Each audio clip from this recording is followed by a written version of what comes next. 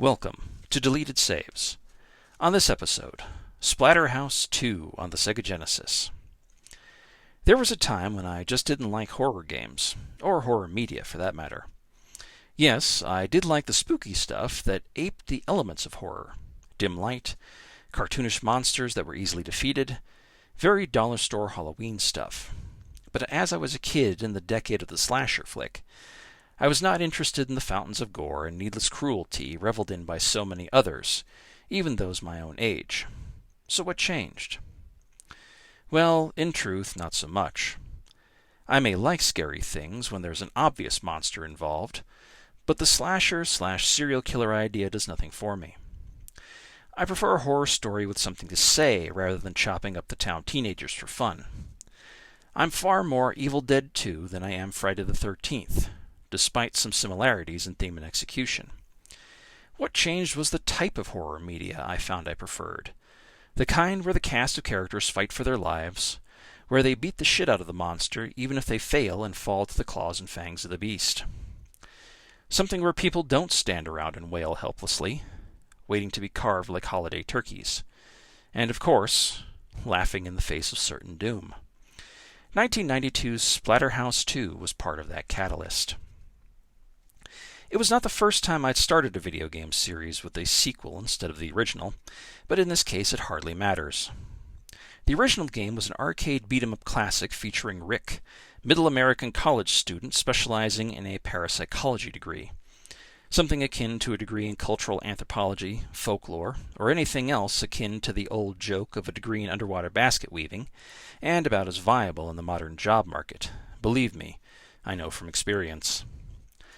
Rick enters a supposedly haunted mansion with his girlfriend, is promptly killed by the ghouls inside, his girlfriend kidnapped, and is then revived by a cursed tribal mask that swells him to the size of the Incredible Hulk and makes him look suspiciously like Jason Voorhees, a fact that was not lost on the public nor the U.S. Copyright and Trademark Office. Even after slaughtering horrors and ghosts, Rick fails, his girlfriend dies, and he must flee the mansion.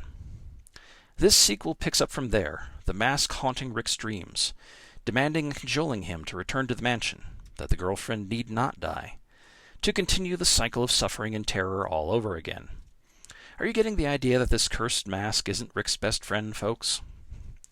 I come in at this point. I had rented this game from a mom-and-pop video store in the days before the weaponized proliferation of Blockbuster videos across the land, over a long weekend. I popped the game into the console, not really knowing what to expect, other than it was a scary game, and the cool kids who played video games talked about it.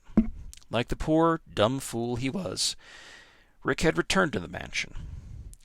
I was quickly placed into the shoes of a brick on legs in a blue jumpsuit and hockey mask, punching pulsating blobs of quickly mutating flesh in the face with satisfyingly wet crunches.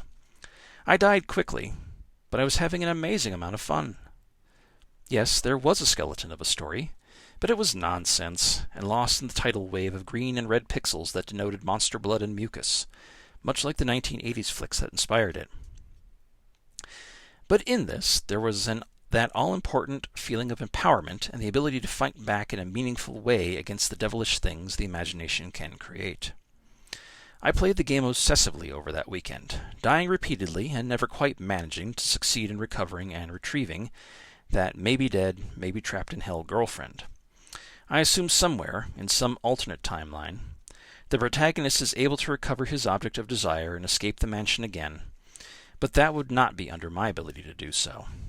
However, something else had been kindled in me, a realization that I could withstand horror too, even enjoy it, provided it was the right kind of horror. It didn't really matter if I couldn't get Rick through the creatures and out of the mansion, as he was stuck forever in a digital purgatory, condemned to that mansion for all time to repeat his cursed rampage for the amusement of the audience, much like all those 30-something teenagers dying forever and ever on celluloid. I'd gotten something out of it that was far more important. Horror is never about happy endings. It's about surviving if you can, and what lessons about yourself you learn if you do, mainly developing inner strength and a reminder of the will to live and endure in the face of terrible odds. much like in the real world that it seeks to provide escape from. And with a name like Splatterhouse, you can't say you didn't know what you were in for when you started down that darkened path. Thank you for listening.